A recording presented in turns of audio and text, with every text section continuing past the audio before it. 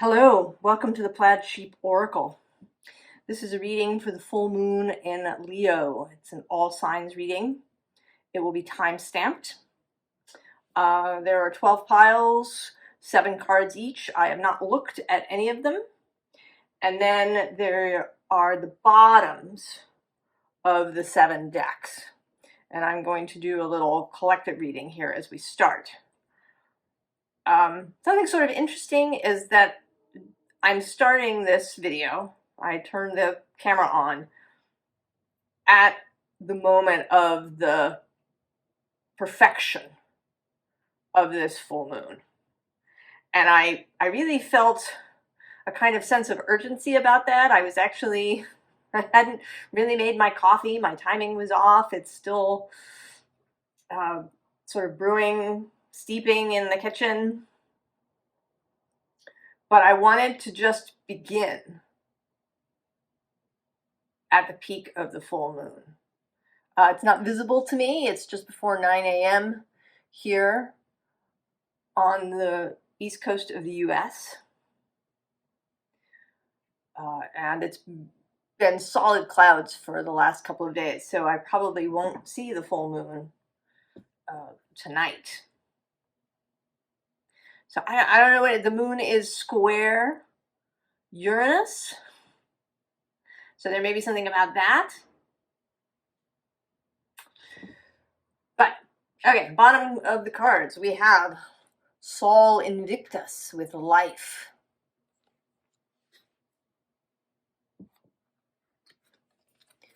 The Lady of the Lake. Absolute truth, courage, self-respect, responsibility.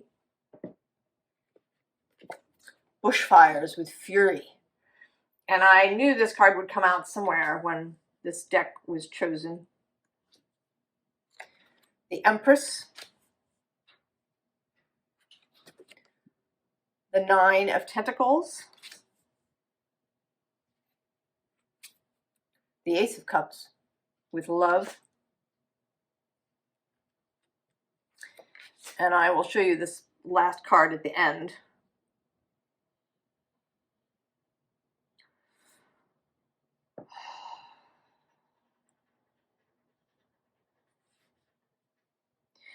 So it's like a gearing up, right? These two feel like a partnership, a kind of king and queen feeling.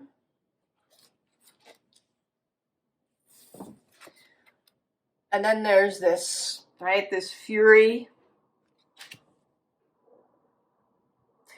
But.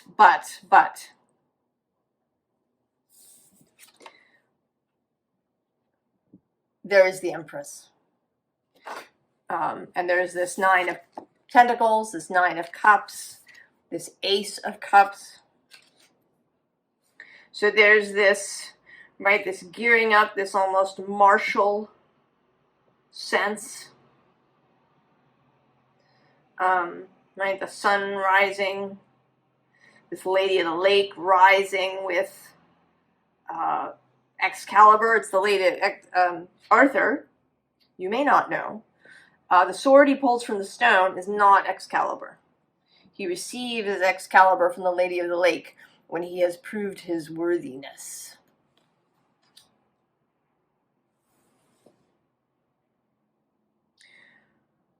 But there is, there's this, right, this strength, this,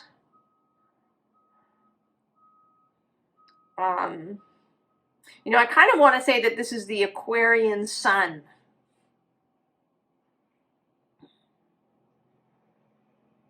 Here, because, even with him, although he is he's the sun, there is a very air element. He has this king of air feeling to go with this queen of air.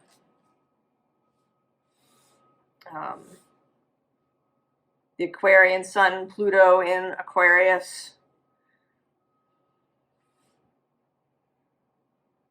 But then there's sort of this Leo half that's heart-based.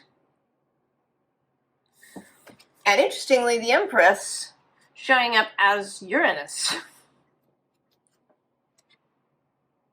So Uranus in Taurus, who is, I don't know, it's like a pivot point.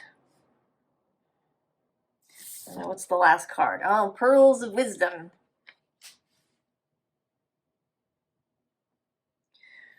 So wise action.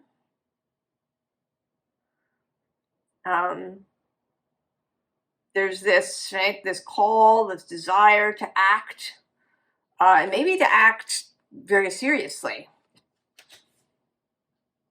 But there is this counsel toward love,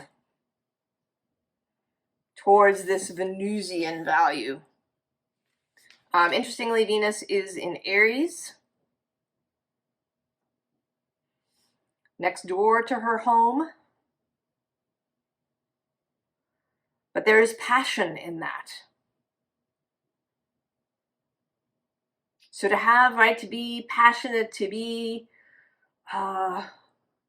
enlivened, to be vital, but to act from a space of love rather than rage or fury.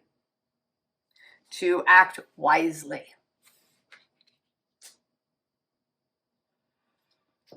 Oh, see, under this Ace of Cups was the King of Wands with leadership. And under the Tentacles, it's Temperance. Who was under the Pearls of Wisdom? Oh, yeah, the forest bathing.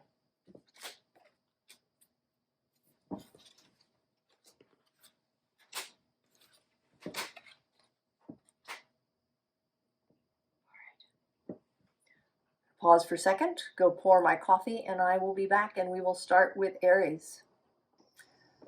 All right, Aries.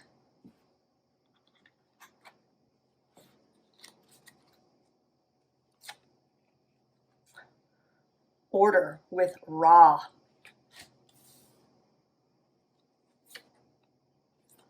Birth, rebirth. Hearth, comfort.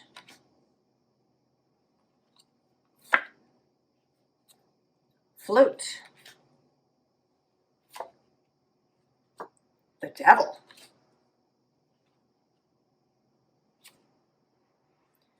Curiosity. We'll save this for the end.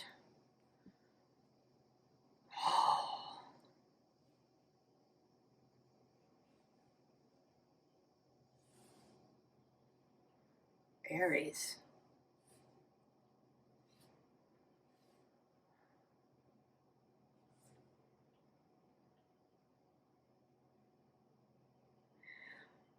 This seems to be about a whole reordering of your life. It feels a little, I mean, right? I say that, and it seems really, really sort of big for a single full moon. But the moon is trine Aries, and Venus is there, while Uranus is in Venus's space of Taurus.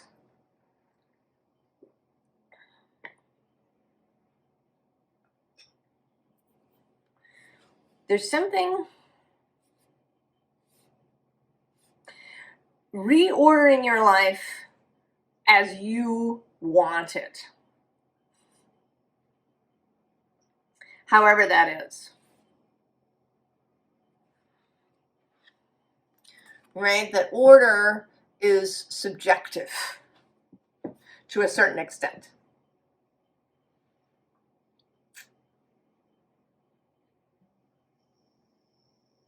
That how your life is ordered is up to you. And maybe you've been, I don't know, I mean, it could be that you've been doing what's acceptable in your sphere, or you've just been doing what, you'd been doing for a long time. And maybe for a long time it really worked, whatever it was. We don't always change because something is wrong or bad or painful. Sometimes it's just time for a shift.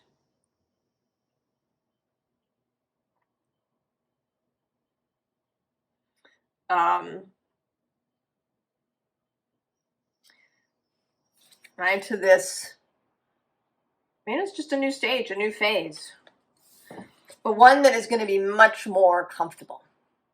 And this doesn't mean that you're suddenly going to, you know, be working from home or staying at home, or, you know, it could be that reordering your life means, you know, selling everything up and becoming nomadic.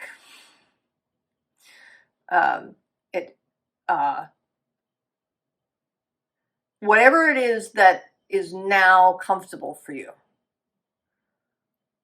It may be that you've been itching to go, or it may be that you've been wanting to stop.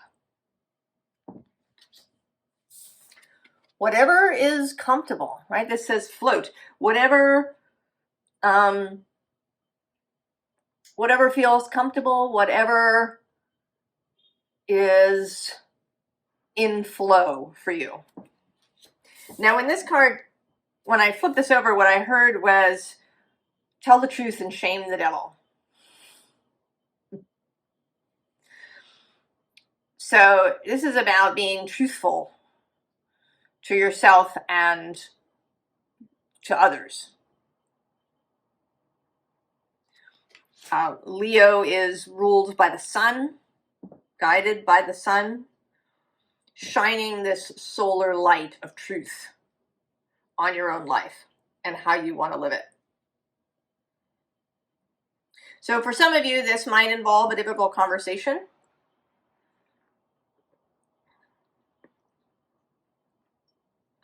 It might involve quitting your job or leaving a relationship or moving away from somewhere.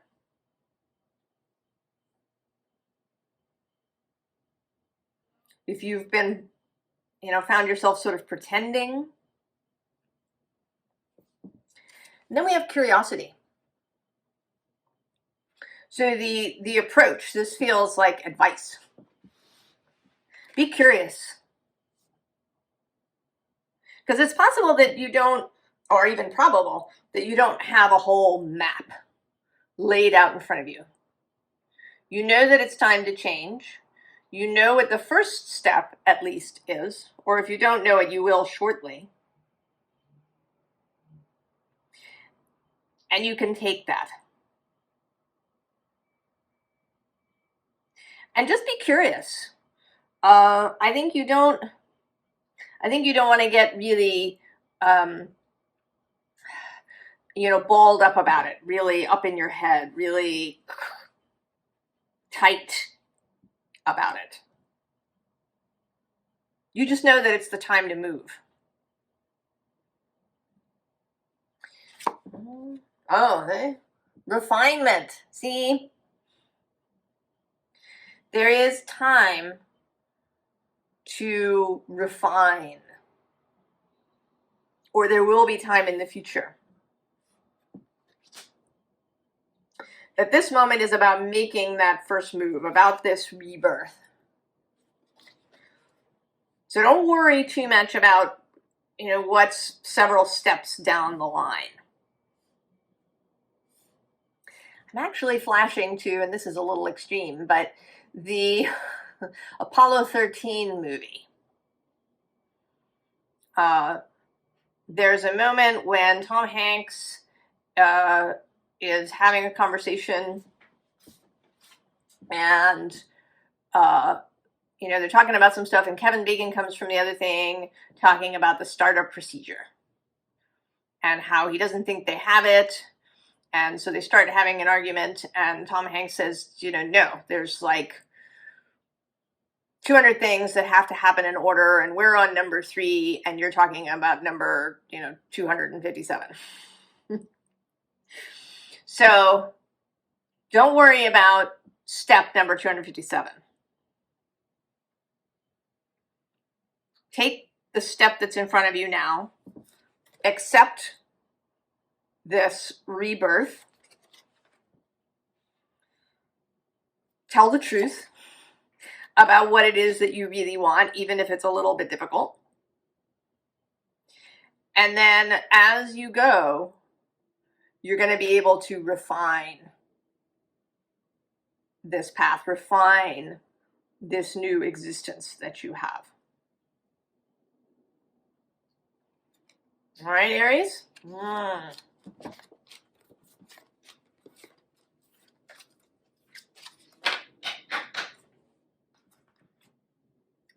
That's exciting. Taurus. Preparation. The water fairy. Feelings and emotions. Beginnings. East. Sea spirit 2. The Wheel of Fortune. Oh, Seven of Swords with deception. We'll save this for the end.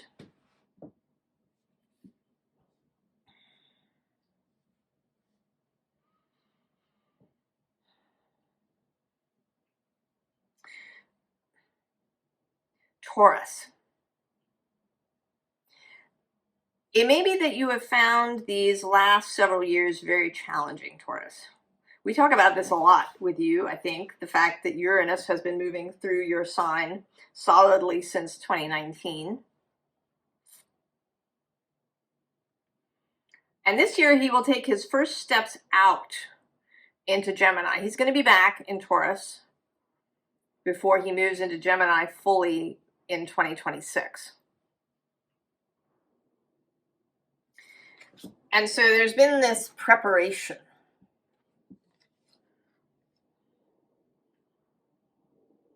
That I think has involved really getting clearer about your own emotions.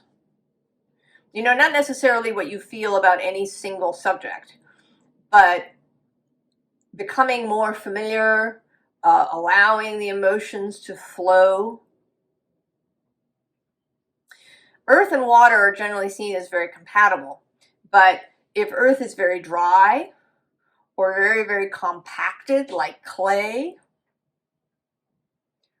then water doesn't flow very easily through those spaces.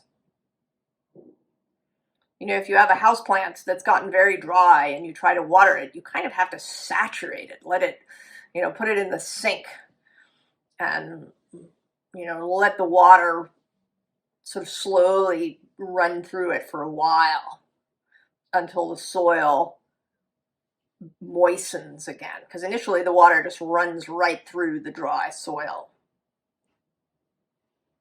There's this kind of bubble of air. Or if it's really compacted clay-like soil, then it can take a long time for the water to run through. And it seems to me that one of the things that Uranus has been doing is aerating your soil.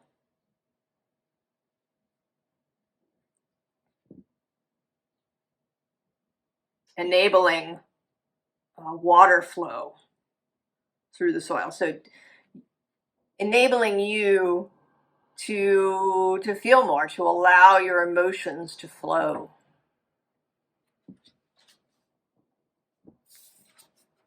Right? New beginnings are coming. And there's also a lightning. You know, the sea spirit is a very light being. So this Uranian passage through Taurus kind of, right, aerating and tilling up and just loosening, lightening the soil of Taurus. Right? The Wheel of Fortune is turning. And this 7 doesn't really feel like deception. It feels like a piece of information that is going to come in. It's been held back until the right moment. And that could be either your readiness, or it could also be that there's some, you know, confluence of events. There may be some astrological aspect. There may be, you know, we sometimes call divine timing, right? That this shows up at the right point in the story. Where it will make sense. What's coming to mind is something I didn't know about my mother. She passed away when I was a child. And something I didn't know about her until I learned it many years later from a relative is that she knew if someone that she was, you know, fond of, if somebody she was friends with had passed away, you know, or a relative had passed away, she would know before anybody told her. Now, by the time I heard this, I had already entered into this spiritual sphere. If someone had told me this when I was, you know, younger, a teenager, I would have thought it was kind of crazy. I would not have been prepared for that piece of information. So it might be something like that, right? That something is just arriving when you are prepared for it. Final card. Oh, sense of wonder.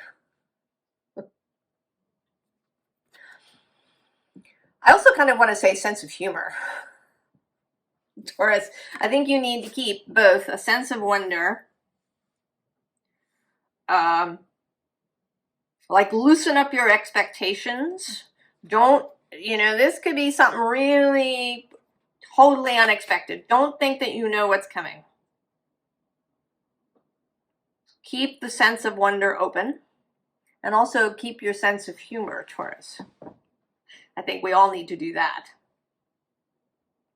But that you have been prepared, you have.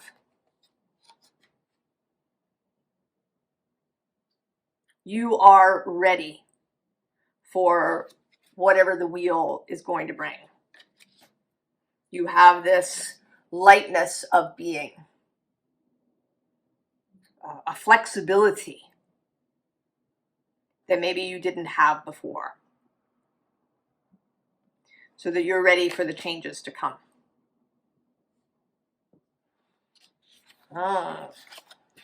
Taurus.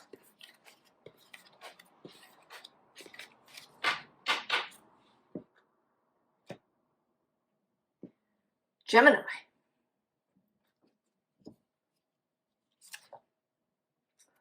Grace Ostara. The Earth Fairy. Physical health, grounding, foundations. North, expansion. The Hanged Woman. Ten of Combustion, Ten of Wands. Two of Cups, Union. And we'll wait for that. Oh, Gemini.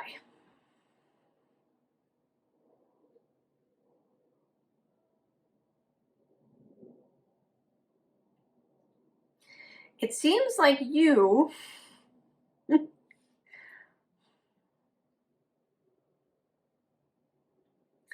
like you're kind of becoming the reliable one. Is that going to be new for you? There is a kind of stereotype that Gemini is unreliable, right? Fickle, changeable.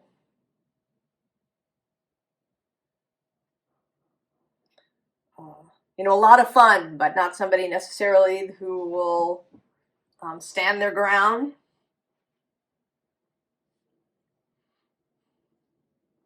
I mean, it may be not that you're unreliable, but that you were, you know, very changeable in your life circumstances. Perhaps you switched jobs a lot, or you moved frequently,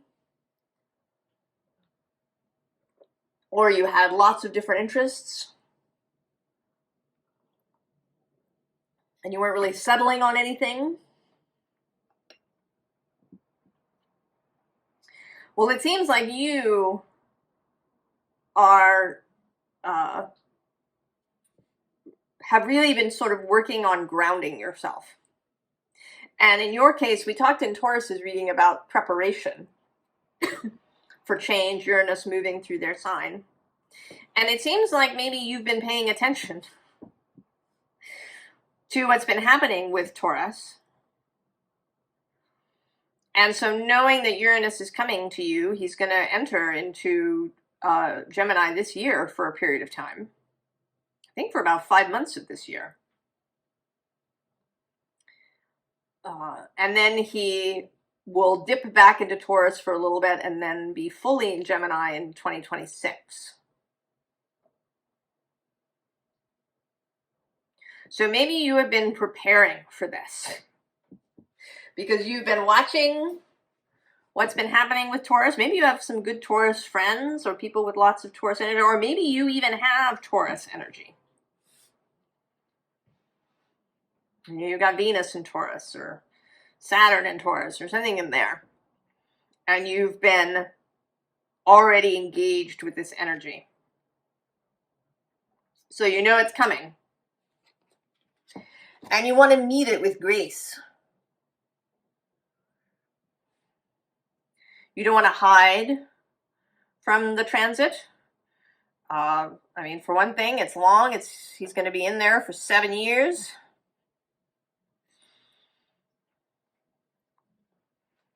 If you have several Gemini placements, he's going to meet all of them in that time.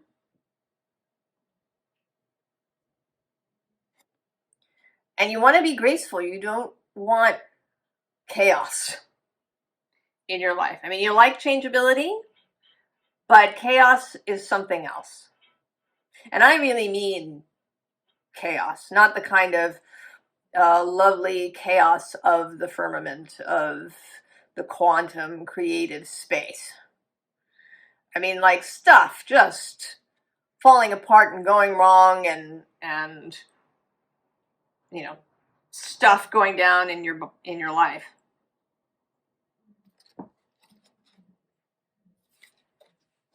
Right? So it seems like you have been working on finding your own ground.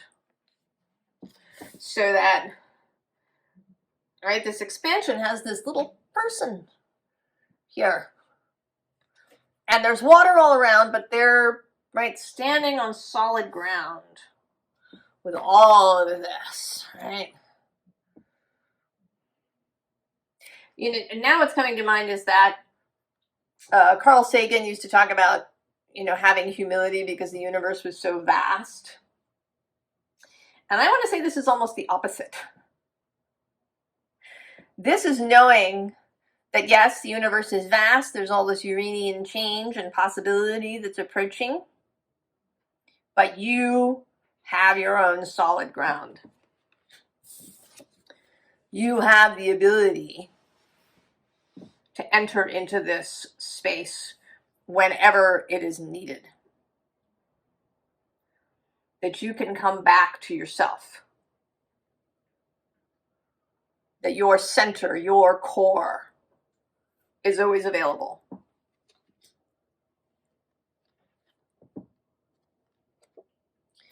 You know, and this 10 of combustion can seem like too much. But of course, if you're Gemini, you know, all of this is like meat and drink to you. All the stuff going on here in the mind. Right? The absolute pleasure of considering, of taking information and data and dancing with it and playing with it in your mind. And that you can take, right, with this 10 of combustion, that's often labeled as responsibility, the 10 of wands, that you are prepared to really take responsibility for your own life and maybe you know, in ways around you. If you've been preparing, if you're the one who's going to be standing on solid ground, you may have some responsibility to help anybody who, you know, has a bad time, to help those around you through the change. And you do have a desire, I think, for that. A desire for connection. For really, for emotional intimacy.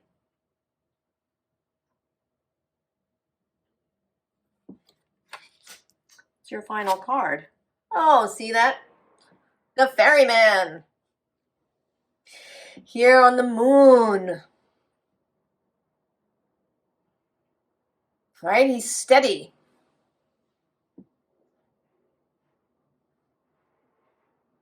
He knows where he's going. He knows how to steer. He's following these flowers. Following love. Following beauty. Following inspiration.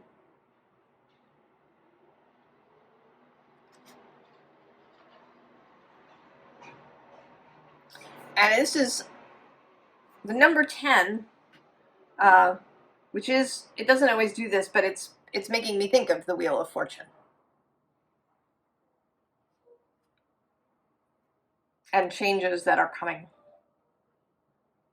So you're ready, Gemini. And I think this moon is a kind of, I do think this moon is a kind of, right, like a starting signal for all of us that, you know, we're moving into this new space. Oh, Gemini. We're all going to want to know you. Cancer. Rest with solar minimum. The novice. Innocence, beginner, ignorance, new skill without practice, unstable curiosity. Dark matter with mystery. The ghost. The 10 of Pentacles, 10 of Cups. Prince of Swords, determination. Save that for the end. Oh, Cancer. You know, everybody so far, and I presume it's going to last through all 12 signs, is sort of stepping into something.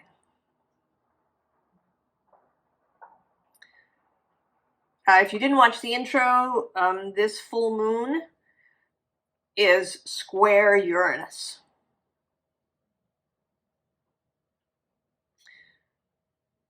So my change is involved. A new idea, a new direction, a new way of moving, a new way of being. And there is this sense of the starting signal, like the whistle, the gun, the starter's pistol going off. And different people have different events. You know, it might be a 100-meter dash, or it might be a marathon, or anything in between. So it isn't necessarily about speed out of the gate. It's actually about control, like over oneself, and you know, to not be impulsive, and to move from a heart space, from a space of love, a love for self and for others. And it seems to me that you really are moving into that. And you know that you've been, you know, maybe you've been resting yourself for a while. Taking time to recharge yourself, taking time to learn about your own cycles.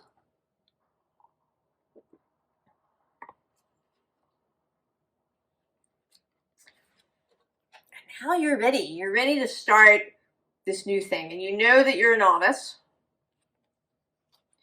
but you feel fine about that. I think you also feel fine about the fact that you don't know everything. That a lot of what is ahead is mysterious. Uranus has showed up in kind of in each card in one way or another, or in each pile so far. Taurus actually had the Wheel of Fortune. Right, the sense of mystery of change.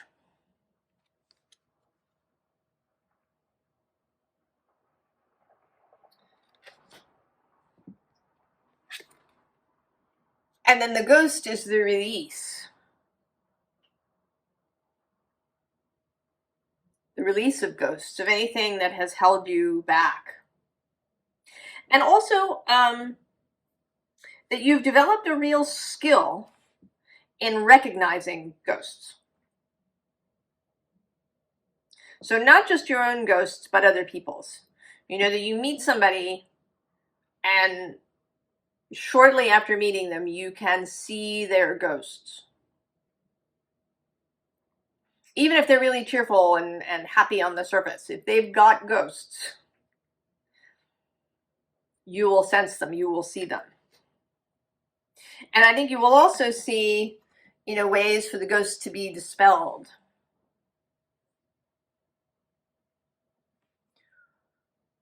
That you have, I don't know, you have a vision, Cancer.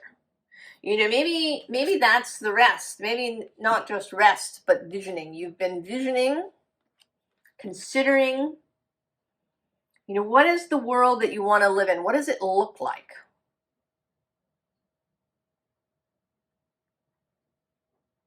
And you know now how you want the world to look.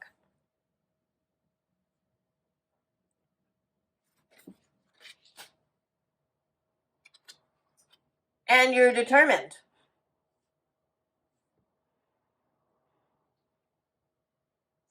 And, you know, determined to, right, to bring this about, to hold the vision. He is the Prince of Swords, this mental space. It's interesting, the signs too have been practicing and becoming skilled in alternative elements. So Taurus skilled with water, and Gemini skilled with earth, and now you skilled with air and your own thoughts, Cancer. Final card. Oh, see? Cherry blossoms. All the beautiful thoughts.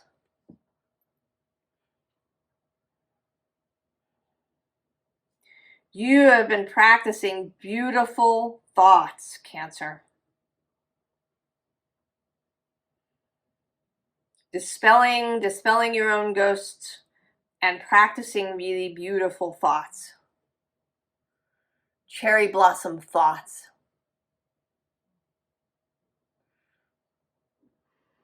Right? If you were like a comic book character and people could see the bubble over your head as you walk down the street, it would be filled with flowers. Cancer.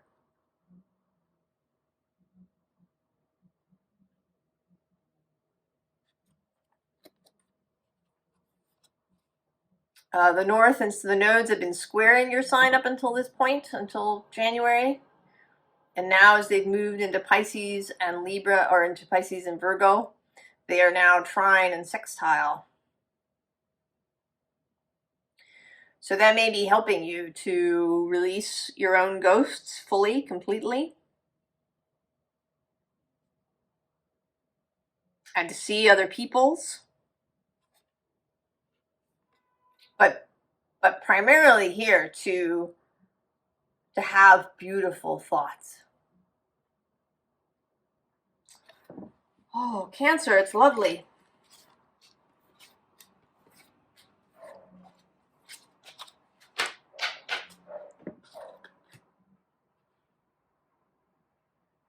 Leo. Solar cycle 2, action. The burden.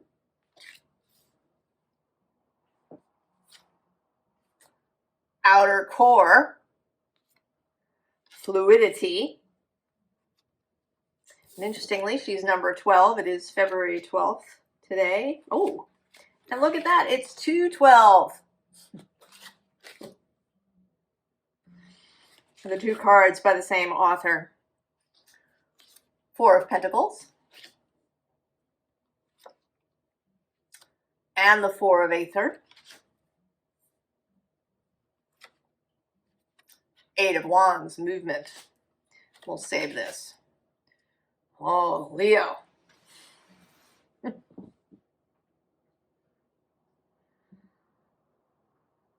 You are shedding the burden. Right? I mean, here you are, right? You're on this mountain. You know, you're trying to climb the mountain in this gown, which seems like not the right clothing. Right? That maybe you've been burdening yourself in some way. That you've been trying to move while encumbered with whatever this outfit is that you've been wearing. Whatever external things.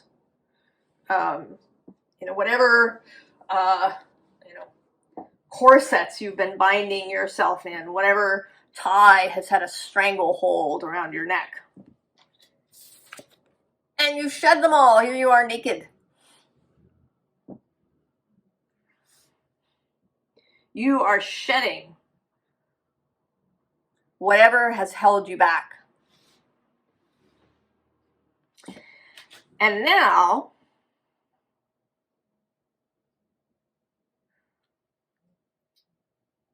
I think you are, now that you've shed all this stuff, I think that you actually are ready to perceive your own stability. Because we have the Four of Pentacles, this dude who's very balanced. He's relaxed, even though he's got this sort of scale happening here. He's at ease.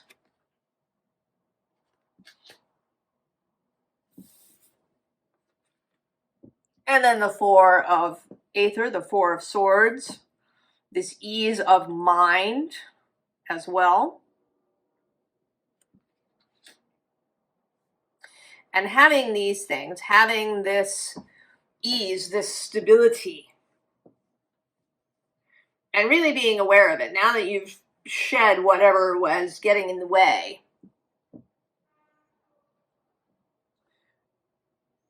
you're stable, you're conscious, you're aware,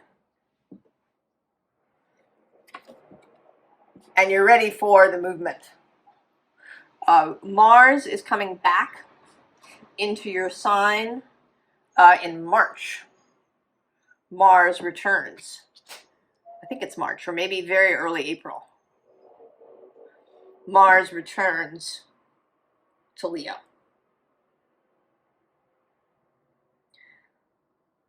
So you are ready for that call to action when it comes.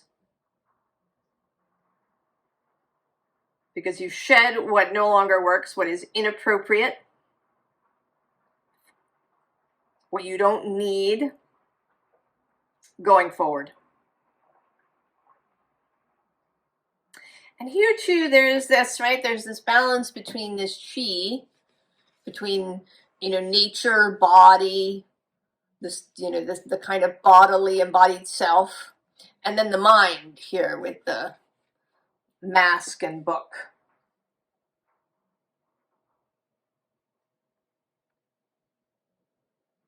So you really have a good sense of balance and personal stability. Final card. Oh, knowledge. Oh, that's interesting.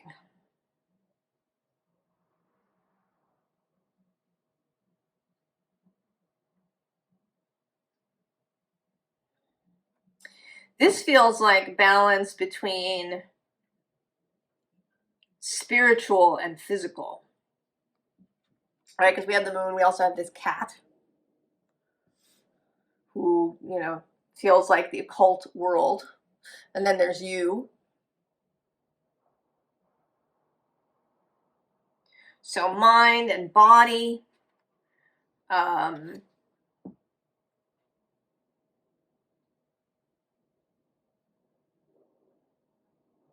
Planning and imagination, also in kind of action and receptivity.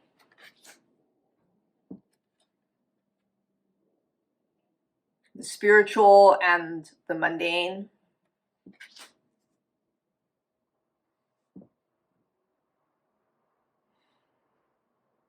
You are ready to move, Leo, when the call comes. And it is coming. I don't know what it's going to be. I don't know the extent of it. But it's coming. And you're ready, Leo. You are ready. Oh, everybody's doing so well.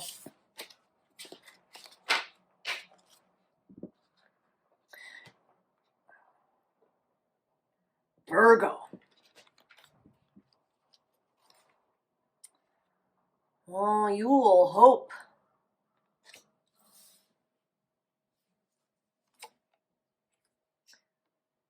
Trust. Ice. Purify. The bare bones of winter. The king of combustion. King of wands. And the seven of discs. Perseverance. We'll save this for the end. Well, Virgo. I feel like the last, I don't know, there's been some of your readings were difficult during these full moon, new moon readings, that there have been a few times when you've had a challenging reading. And this feels like coming out of the challenge.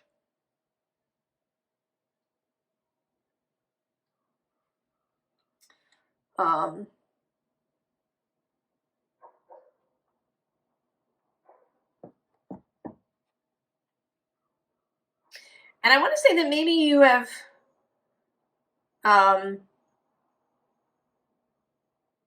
been maybe regaining your sense of humor.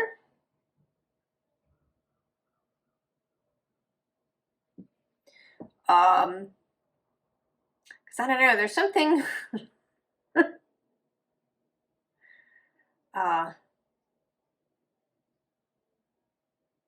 there's something sort of, I don't know, there's something sort of humorous. You know, he feels like he's in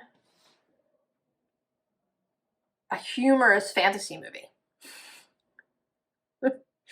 That, you know, he's like Gimli in the Lord of the Rings, who provided, you know, lightness and comic relief in the movie. And that he is showing up, that this isn't you, this is an energy that is arriving. It's really lightening the mood. You know, because we have this trust card, which doesn't, you know, this doesn't really look all that inviting, this pathway of rocks, and, you know, we don't know what's going on over here. You know, and here you are, right? You've been under the ice. You've been perhaps frozen. You know, maybe feeling stuck in some way. And there's this lightness arriving. This lightness.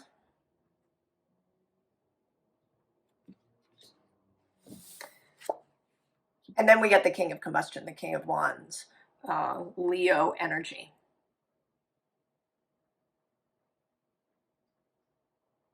This whole reading feels less like you, really. I mean, you're here under the ice. You've been learning how to trust, kind of walking through this winter space. But the reading isn't about you doing anything,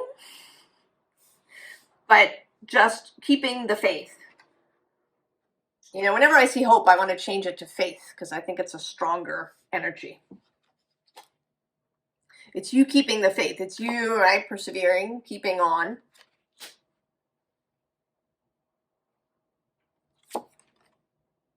Oh, masks. That's interesting.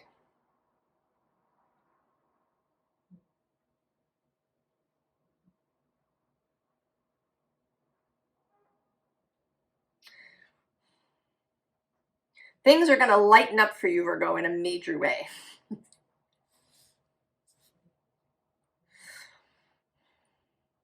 There does, it feels a little bit like you might resist that, Virgo. Like you might resist the lightening up. The kind of light, joyful energy that's trying to make its way in. This lovely horse, this humorous forest dude, this King of Combustion who's kind of feeling like, you know, he's like a magician who's going to pull a rabbit out of his hat and, you know, make, you know, he's going to pull a quarter out of your nose, try and make you laugh. And you're a little bit, So I think that, you know, just let it happen, Virgo. Let the lightness come. Let the lightness come, Virgo. Just let the lightness come, Virgo. Just, you know, let the mask drop.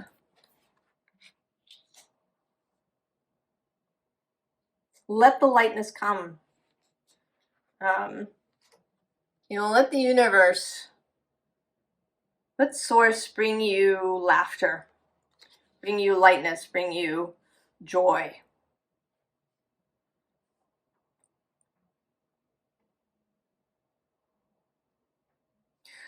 This is perseverance, but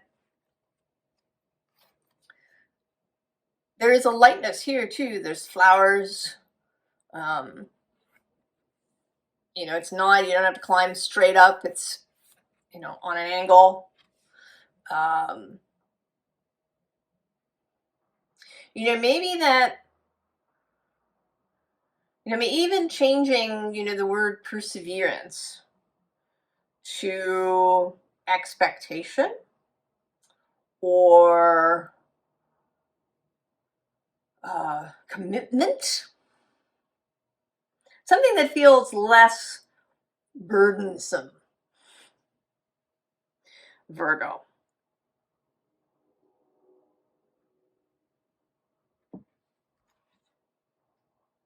There's a real opportunity here to lighten the load.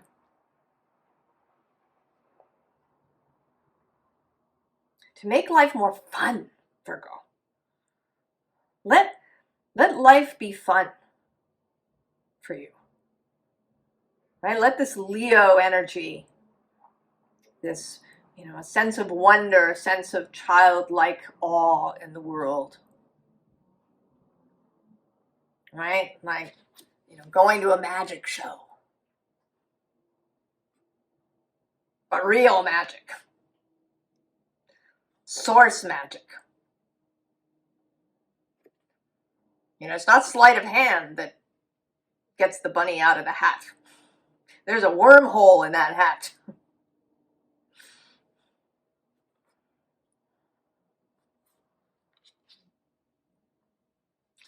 Oh, Virgo, I hope you allow it. I think it will ripple out to the rest of us if you do.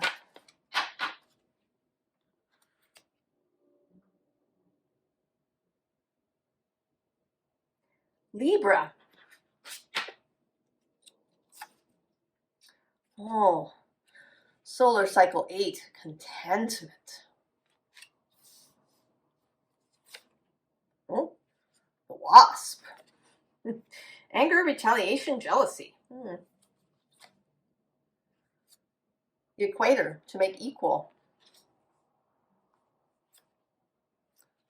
King of Wands, making his second appearance. Leo court card. Queen of Pentacles. Queen of Cups. Six of Swords, transition. We'll save this card.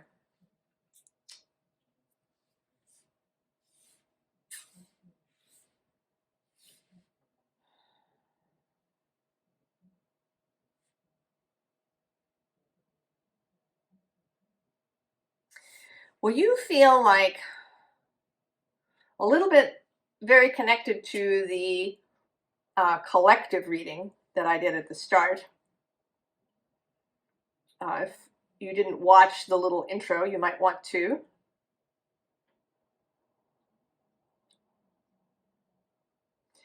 I think that this equator is related to this contentment. You know, not so much to make equal, but to make harmonious.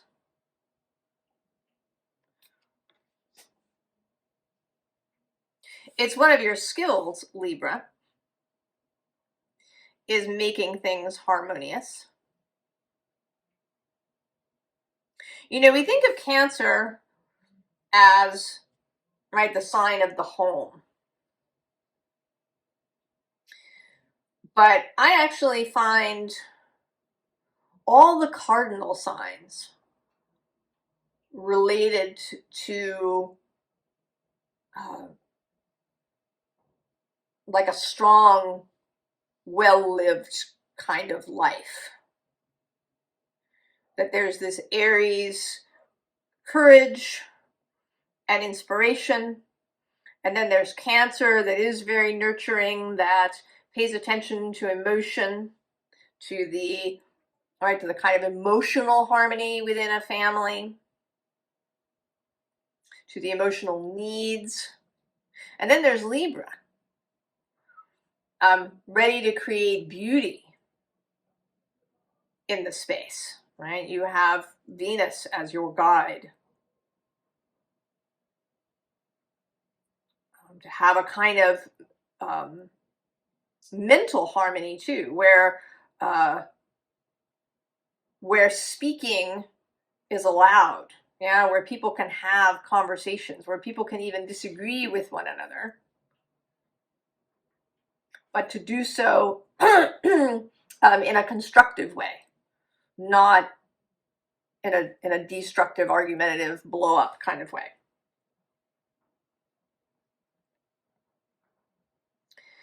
And I want to say that you have really, I don't know, whatever you've been doing for yourself, you have really matured. You really come to a sense of your own internal strength, your own internal harmony. You don't need, the entire world to agree with you.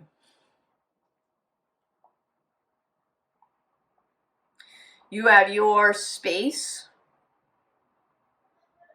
your people,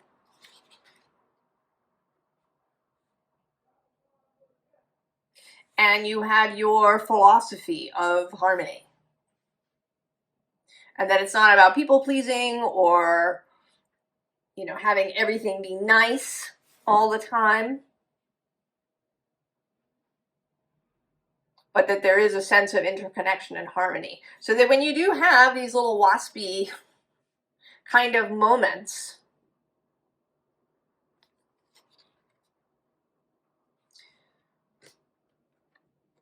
that you have the ability to bring things back into harmony.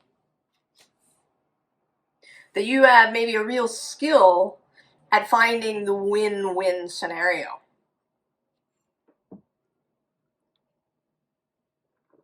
So this isn't about compromise. Compromise is kind of tricky. It sounds good, right? Everybody's willing to compromise a little bit to come together. But over time, if everybody's forced to compromise all the time, there's going to be resentment. Whereas there may be ways to actually find something that's really a win-win for both sides.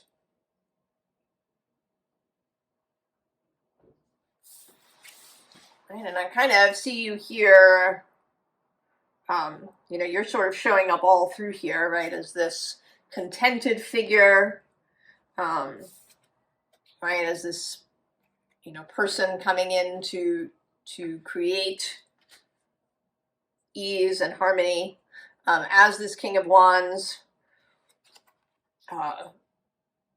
ready to lead, ready to inspire others. And then also as the Queen of Pentacles, the Queen of Cups. As somebody who really understands emotional life.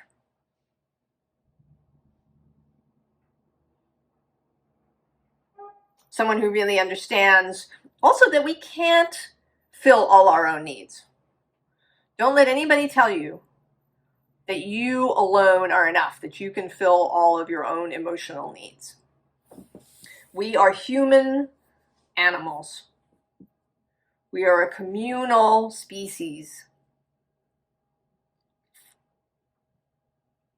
We do need other people.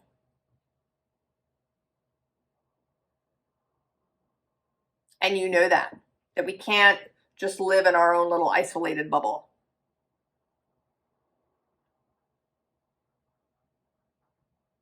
And you've got the skills, Libra, to help other people understand this, to, you know, create harmony within your space. There's this Six of Swords transition. And it actually kind of feels like you taking this on the road in some way. It feels a little connected to the Virgo reading that I did.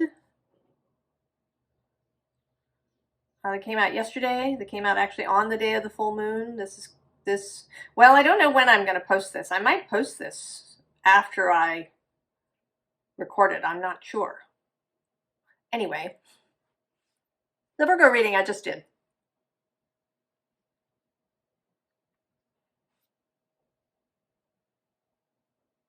There's something about spreading this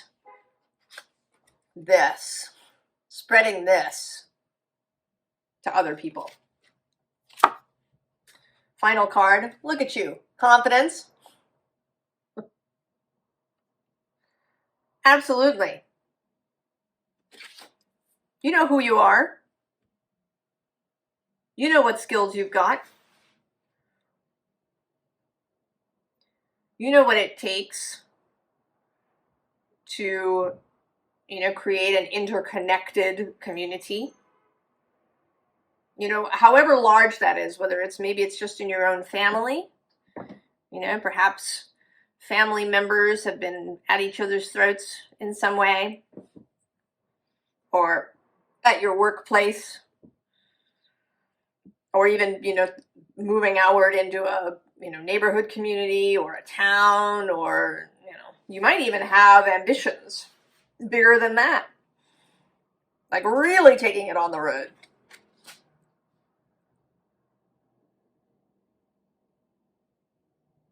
This Leo moon has felt like a beginning, like a bell ringing or the starter's pistol going off.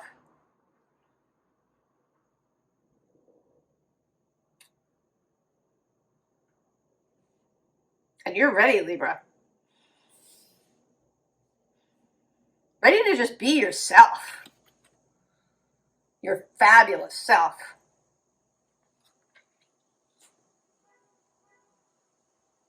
I hope you feel ready. I think we're ready to meet you.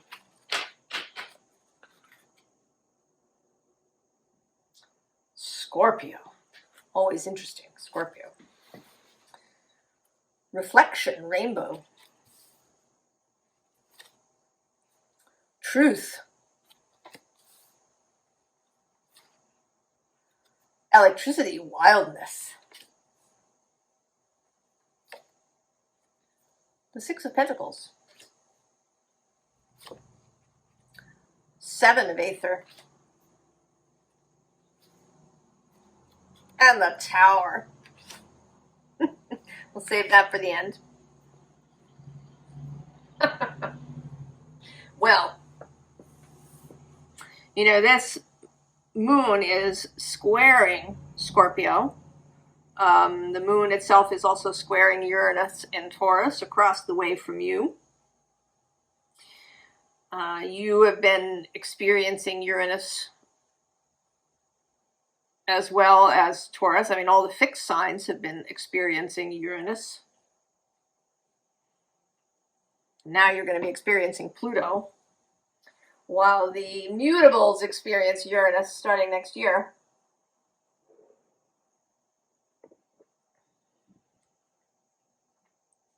So here I'm seeing, here you are. You're just walking around. You're having a nice day. There's this rainbow. You know, you may be this kind of Maria, the hills are alive with the sound of music kind of moment here as you move through the water. But then there's this truth coming through, and you get zapped. Scorpio. And this feels, I mean, it feels absolutely like with this Six of Pentacles coming afterwards, this kind of teaching vibe. This feels absolutely like a Damascene moment, the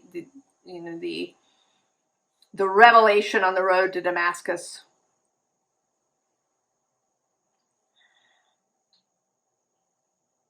Something just lightning out of the blue, out of nowhere.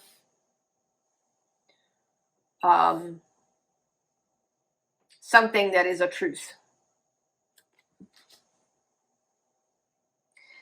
And you receive it, and then your very first impulse right out of the gate is to go and tell somebody about it.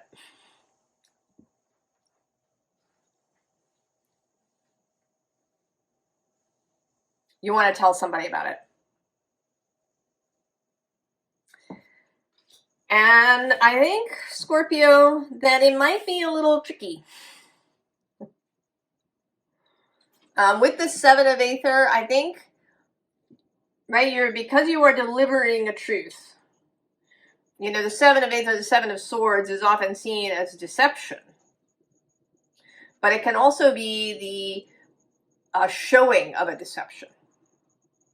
The revelation of something that has been a lie or something that's just been hidden. You know, we can hide things because they're uncomfortable, because they're shameful, because we have fear. So there's something, whatever this truth is, I think that it is going to make some people uncomfortable.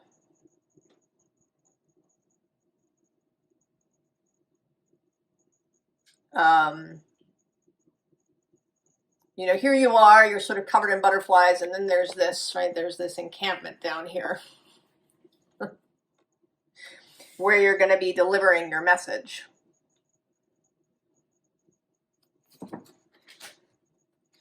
Right? Because then we have the Tower. Now, the Tower doesn't come all the way down, right? This Tower isn't being hit by the lightning. It's like you are now supercharged. You get hit by this lightning of truth and you become Storm.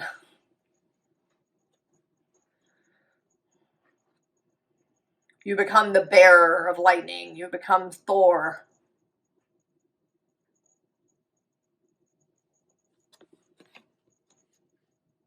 Delivering this truth somewhere.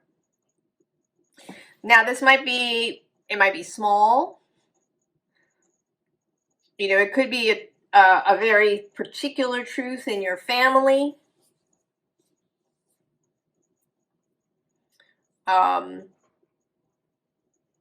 It might be a truth about something that's happening in your community. It might be a truth about something that's happening at your job. And I want to say that the truth is beautiful. That it's not,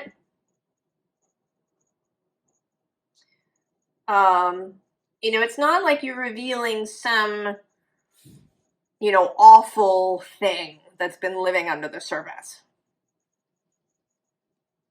This is a beautiful truth, but it's a really inconvenient truth.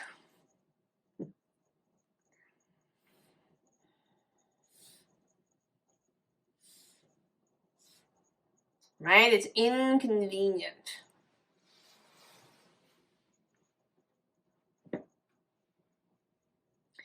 And, you know, it will require that people change things, right? It will require a reworking of some kind.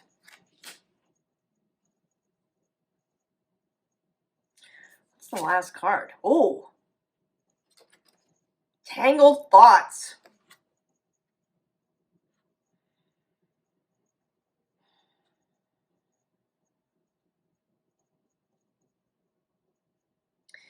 This is sort of feeling like there's some specific person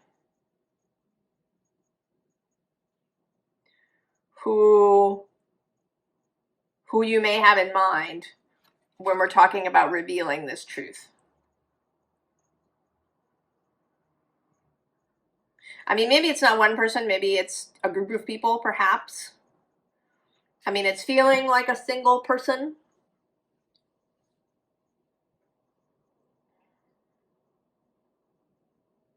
Who is, right, tangled up in their thoughts, in their mind.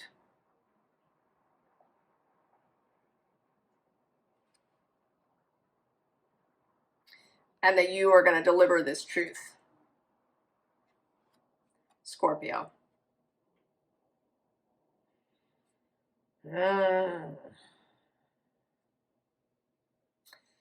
I have to say, if you know what this is, whenever the truth hits you, come and tell us.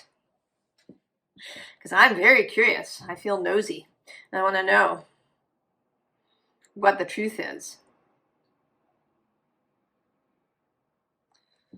Scorpio. Always intriguing, Scorpio.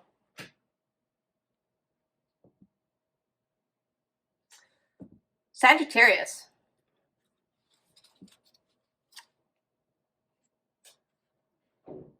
Weaving. Pavator. She's the Finnish goddess of the sun. Death.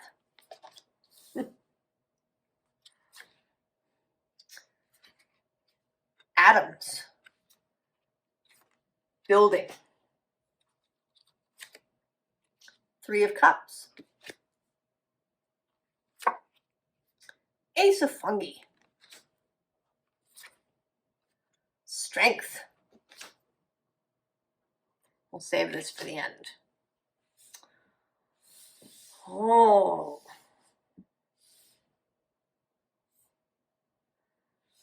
Sagittarius.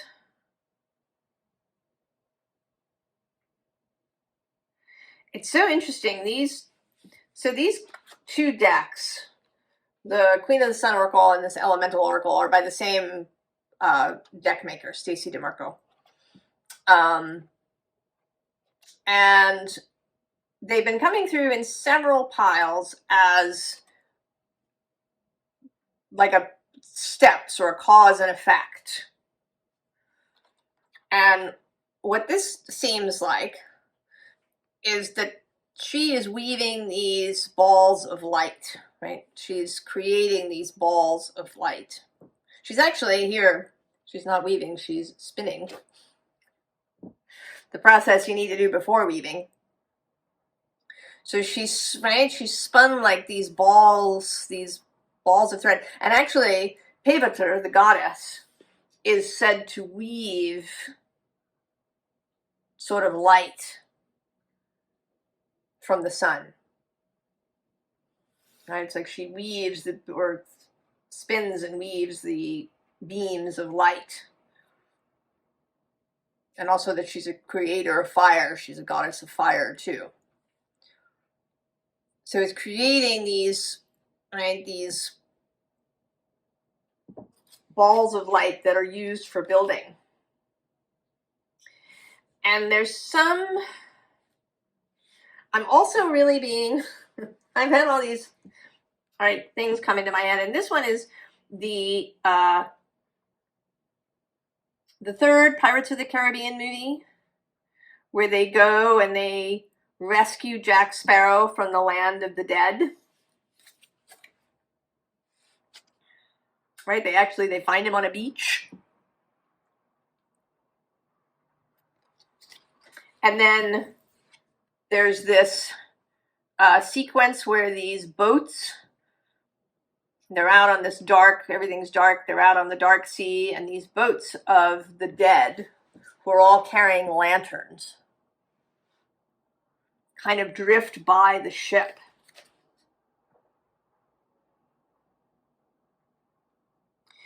But there's something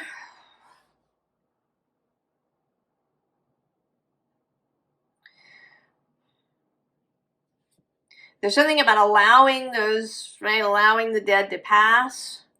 Right, the Keira Knightley character, she tries to save her father who's passing by in one of those boats, but he's beyond her. She can't save him. So there's something here, Sagittarius, about letting something go in order to create the new thing.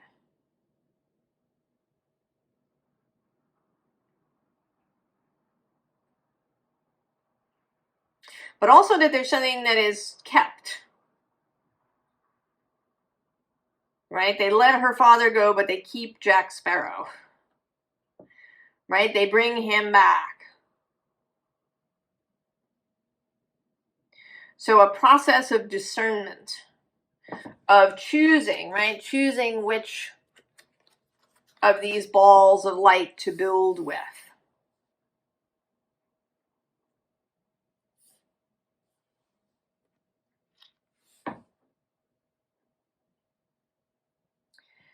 And the Three of Cups here is coming out as the thing you are building. Right? There's this, right, this line of butterflies. That is like becoming this. You know, and I'm seeing now in that movie, there were these crabs. Right? There were these little white crabs, and they bring the Jack Sparrow's ship across the desert to the beach.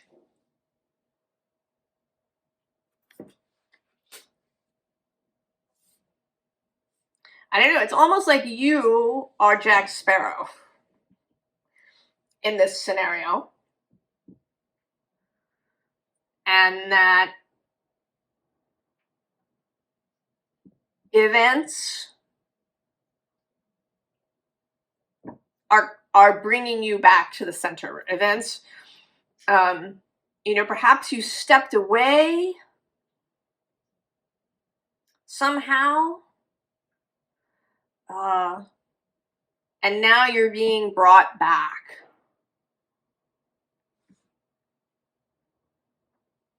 You're being, you know, kind of reconstituted. You're being brought back. And you're receiving this bouquet. Right? And this is you showing up.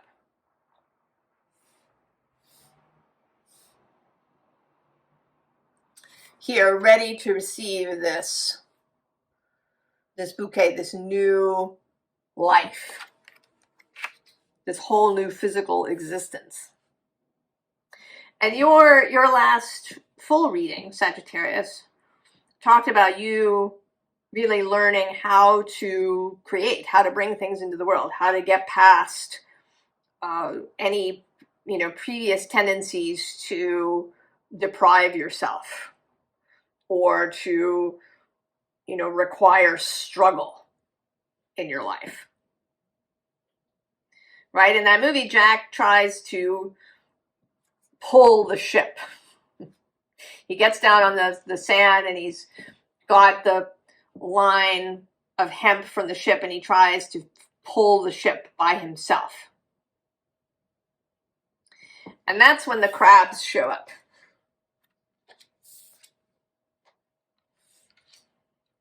And start to move the ship.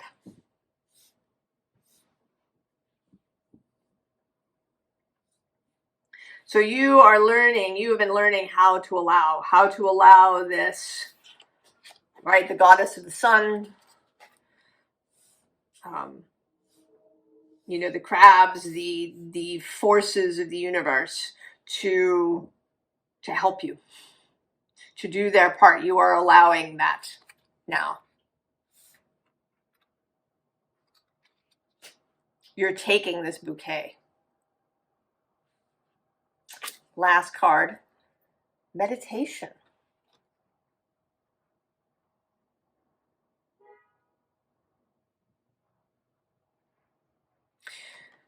So you've taken this, you've taken the bouquet, you accept it. And then now is the moment when you consider what to do with it. So this is only, you know, this is this transitional moment. It's just the beginning, Sagittarius. You know, Jupiter's been moving across the way from you, and maybe he has been helping you with this process to allow expansion, to allow really the Jupiterian energy. You know, sometimes I think that when the planet that is our Jupiter is Sagittarius's planet, sometimes when our own planet moves through that sign, it can be almost too much. Or it's almost like we don't see it. Whereas since he's passing across the way in Gemini, you could really see him. And he was moving through this space of mind, which is maybe where you were really getting caught up. But that back and forth that he did through there has perhaps opened something up in your own mind that you can accept this bouquet.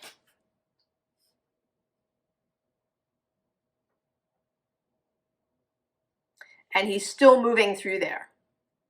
So there is, right, right now you can consider what it is you want, right? What is it you want to create with all these, you know, balls of light that you've been given? Oh, Sagittarius, good stuff.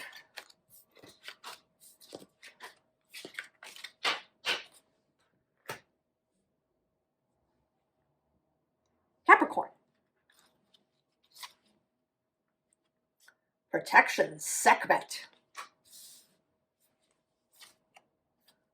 Movement. Time. Discipline. Queen of Cups making her second appearance. The Ace of Combustion, Ace of Wands, and the King of Discs, Power.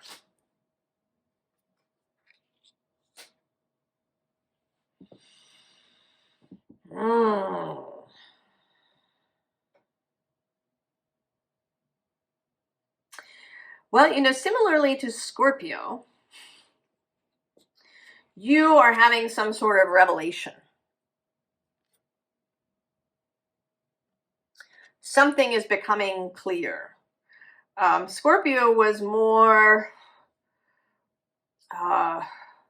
you know, they were being hit by the lightning. You are witnessing this lightning that's coming from the sun, these kind of solar flares.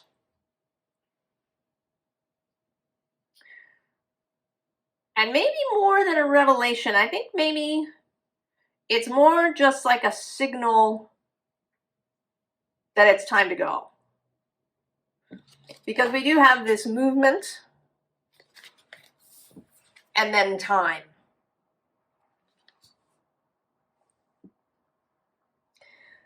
This moon does feel like, right, like a beginning, a bell ringing for the start, a starter's pistol going off, the go signal. And it's interesting that the Queen of Cups is here at the center. She is Cancer's card from across the way. And she's feeling very, you know, patient today, which is actually not necessarily a word I associate with either Cancer or Capricorn. But, you know, that this signal comes and she's not going to go rushing anywhere. She has been ready, and now she's going to move with deliberation. Right? This Ace of Combustion is, right? It's it's not a giant bonfire.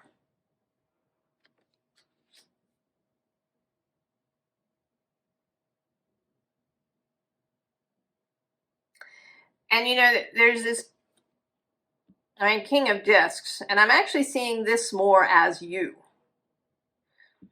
as I sit here. This Queen of Cups seems like not you.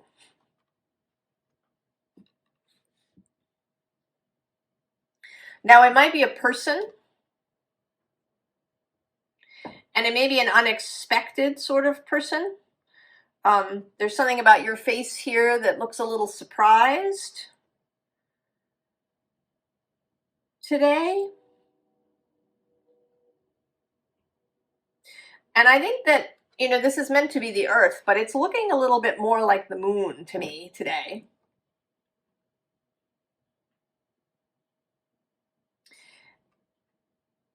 And that you've had this moon,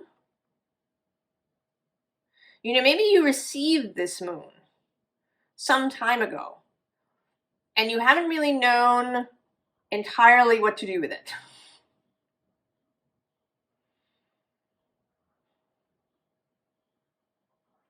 Right? An idea, something that you wanted to build, but you just weren't quite sure what to do with it. And this Queen of Cups is arriving, and she is the moon's card. Cancer is guided by the moon. And when she arrives, you're going to know what to do with the moon. And she might be a person. There's a good chance that she's a person, somebody, a partnership,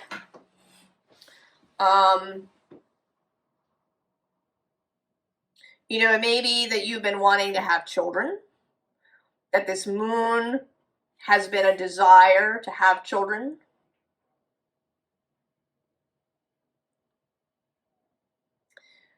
And then this Queen of Cups is going to show up, and they're going to be the partner that you need to have children.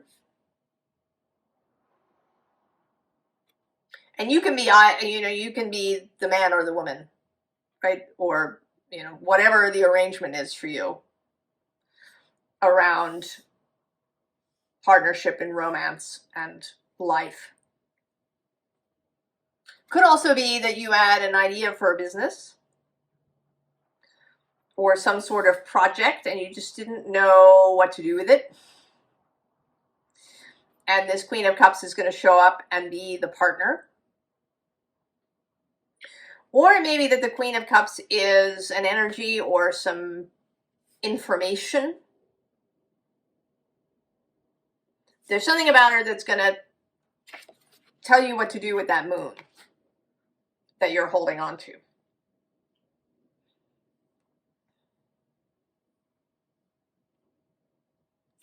Final card, Lavender Bliss. This is my favorite card in this deck.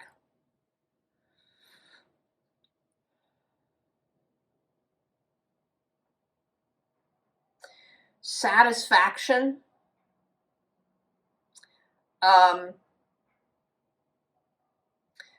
Like a sense of togetherness, of completion.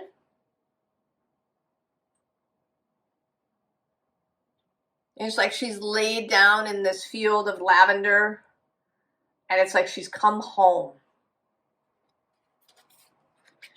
So there's something about this Queen of Cups arrival, about this, you know, seeing this.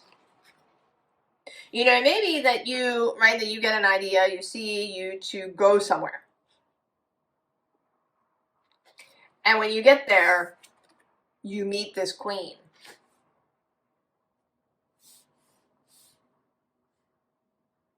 Because it doesn't, right, she feels like not the mobile one somehow.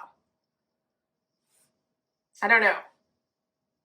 But all, you know, you don't look very mobile here either. So I'm not sure, you know, maybe you both, right? You both travel to some particular place and you meet each other.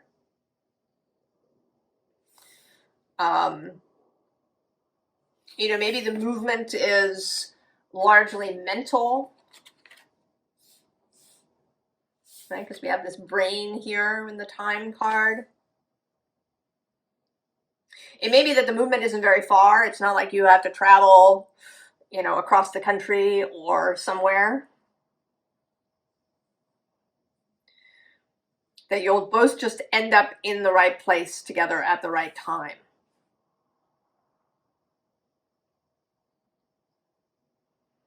And then all will become much clearer. And there will be this feeling of coming home. Capricorn. Oh, that's exciting.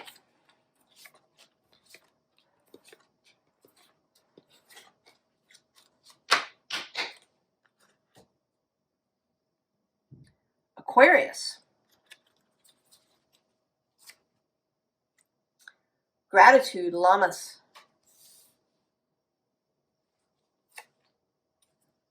The Grail Knight. Romance, illusion, seeking the sacred. I would add devotion.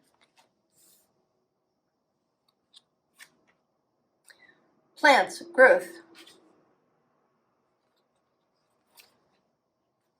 Kingdom of old. The Hanged Man. Three of Swords, sorrow. Save that to the end. Aquarius.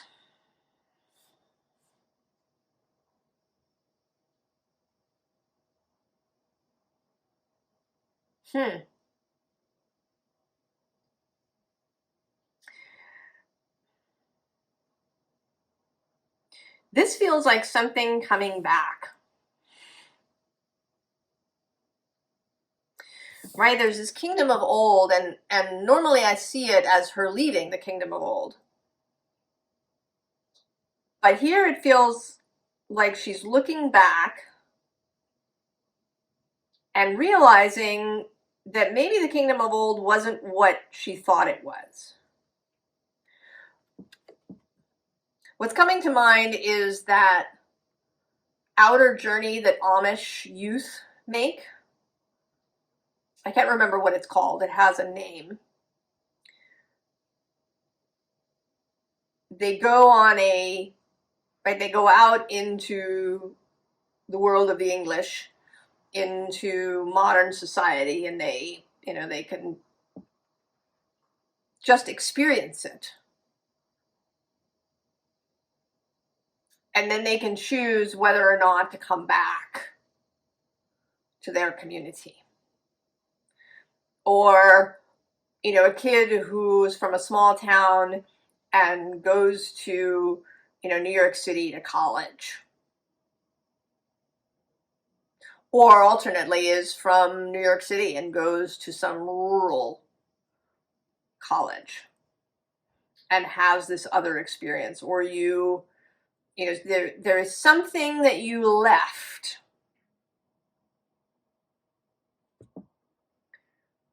And maybe you thought you were leaving it forever. Maybe you really thought it wasn't for you, that it was all wrong. But it seems like you're coming back, that you're realizing that you've changed. You know, it may just be that you're in a different area of your life. I had an aunt who, when she was a relatively young mother, she and her husband and their 3 children moved to a very rural place, and they were there for about 2 years. And then they moved back to the city, and she was really glad. But then many years after that, they retired to the country. And then she loved it. So the first place it just wasn't the right time. So it may just be that it wasn't the right time for you with whatever this thing was. And it, you know, it might be a place, it could be a faith. It could be a profession that you started in and then you left and now you find you want to go back to it.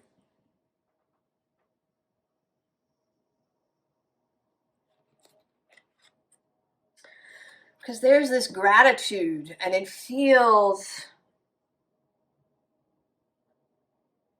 really feels like gratitude. Like gratitude for many experiences that you've had. You know, that you feel grateful, that you have great appreciation for the road that you've traveled. You know, you set out on a road, you went out, and now you're coming home.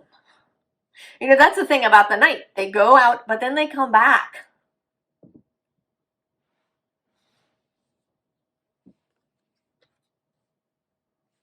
They come back with information, with truth.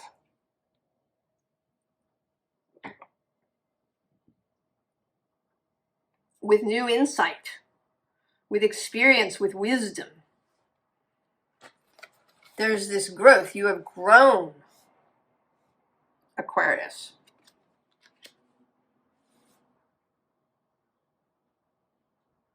And so you're going to return in some way to something, you know, with this Grail light, it is something about the heart. Right? This Leo moon is across the way. It's your Aquarius sun light that illuminates the Leo moon. So you are seeing now what your heart wants next. And the surprising thing may be that it is something that you originally left behind. Might even be a person.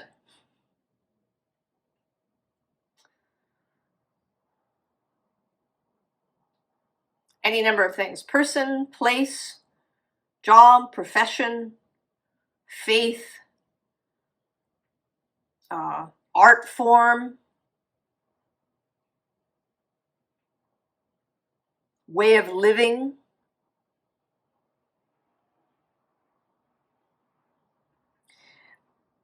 And you're finding that you're now ready to come back.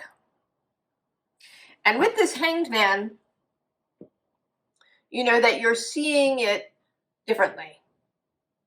Maybe you're now able to see, right, he's got this two faces of Janus. Maybe that you're able to see both sides of something. You're kind of able to see 360 degrees. You're able to see things that were hidden. There's a wolf here, and then there's a crow up here,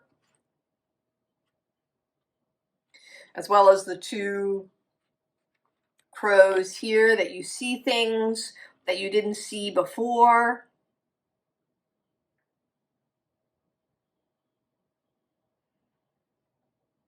That you've learned, you've gained new perspective. And that, you know, in the past, maybe there's something associated with this thing that was sorrowful, maybe. Or maybe you've had some sorrowful experiences, and now you've learned how to integrate them, how to have gratitude for all of the experiences.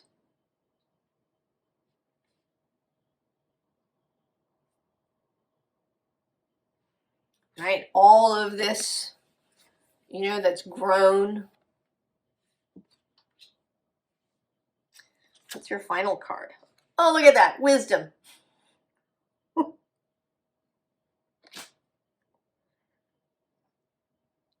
You know, and there may be, you know, with this Knight, it may be that you are coming back to deliver wisdom. That you, right, you went out into the wide world in some way. You went on a journey. You discovered the Grail. You know, Percival, he sort of has two journeys around the Grail. And in the first one, he misses it because he doesn't ask the right question. But then when he's older, right, he has the wisdom to meet the Grail, to receive it.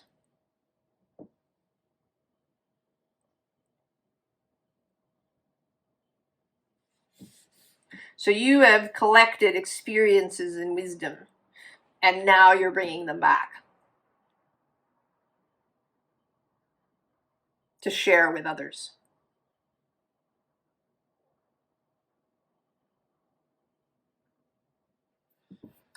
Oh, Aquarius.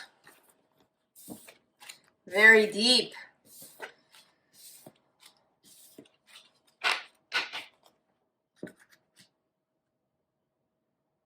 Pisces.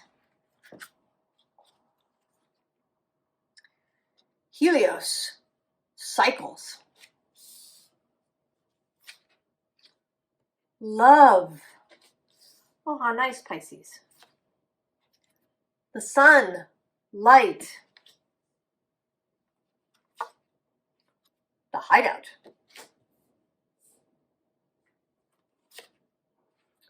Judgment. Princess of Discs. Manifestation. We'll save this for the end. Pisces.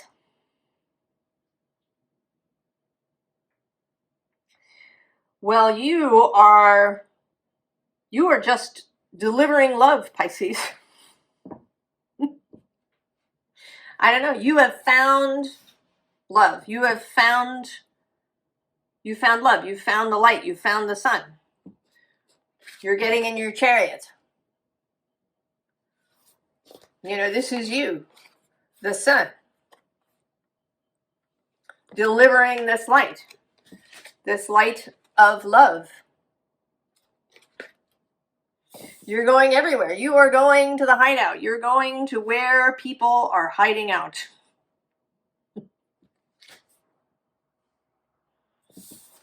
You are blowing the trumpet. You are holding up the moon for everyone to see.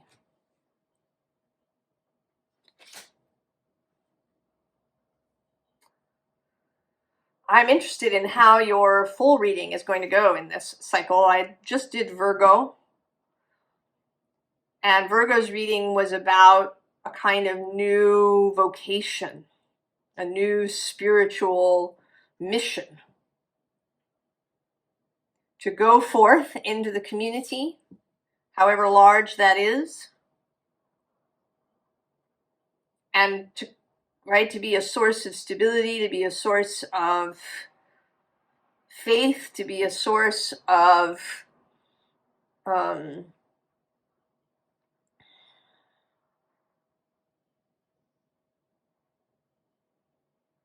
don't know what the word I'm looking for is, a source of integration, perhaps, a source of comfort. And, I knew that you had your own mission that was going to complement this. Virgo has this real, kind of real life, embodied, earthy, even also mental, mercurial, right? Dealing with overwhelm, dealing with, just material life, and providing assistance and stability and groundedness to people. And then here you are, just showing up as love. As love, as the light of the sun. The light of truth.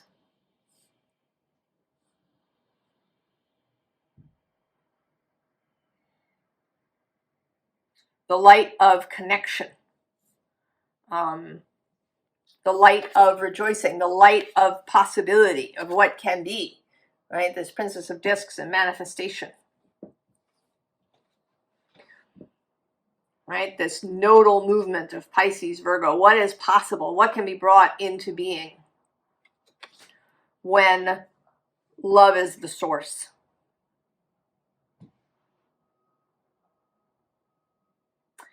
Your final card, Windflower. This beautiful garden.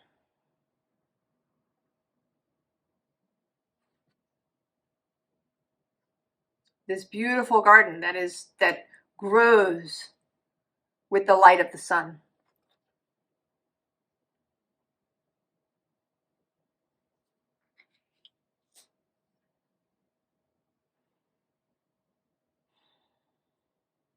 This vision, Pisces. And, it's not about the details. Right? Different people will have different callings, different lives. Not everybody has a spiritual kind of life. Some people are engineers or accountants or farmers or doctors or firefighters or civil engineers, whatever it is.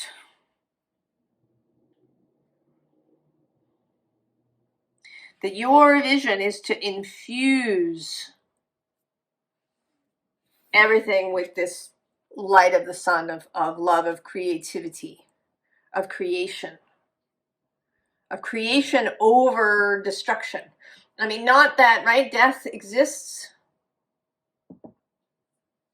There is a turnover.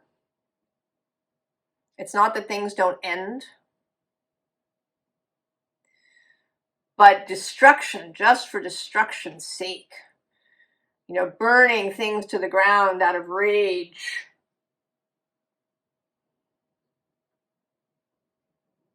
or fear, feeling of impotence.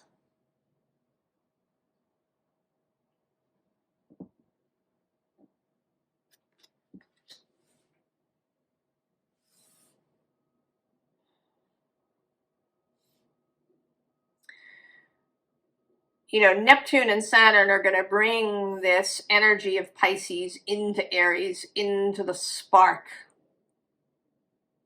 starting this year and then fully next year.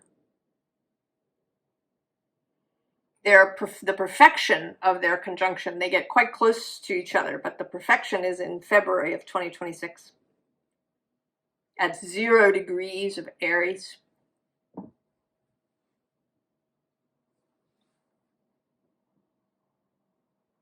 So many possibilities.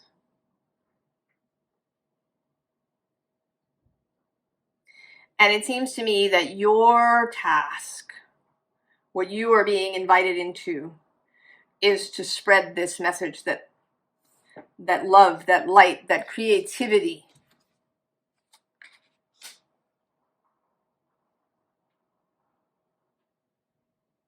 is what can underlie all these choices, right? Creation out of love.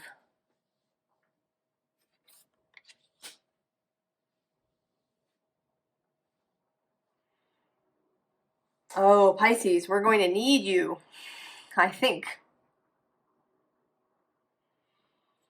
Right? You and your chariot.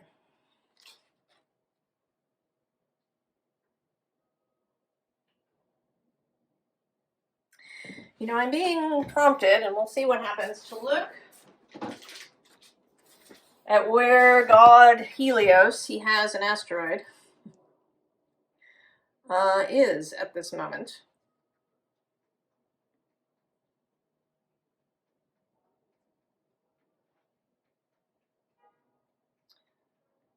Let's see.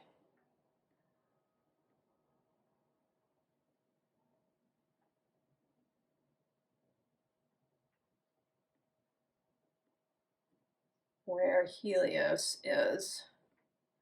Pardon me. It's taking me a moment. So I have to go online.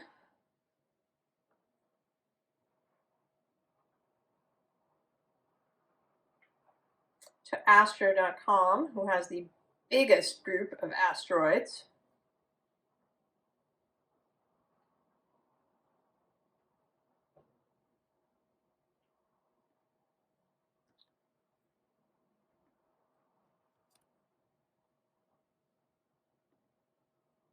Where is he?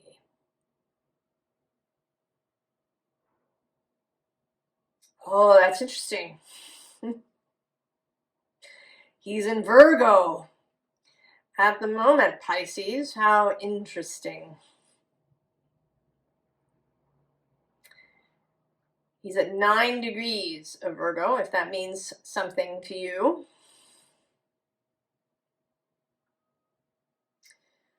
So there is all of this Pisces Virgo readings have all included each other. Right? We have Helios, who's moving through Virgo. We have this Princess of Discs.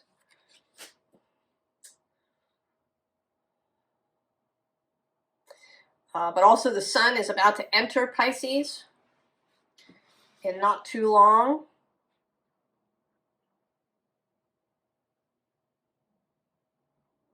So this solar energy is about to enter Pisces.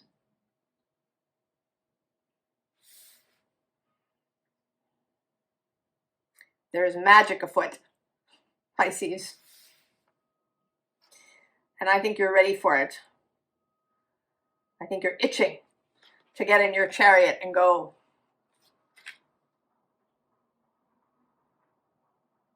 And I hope that I meet you, Pisces.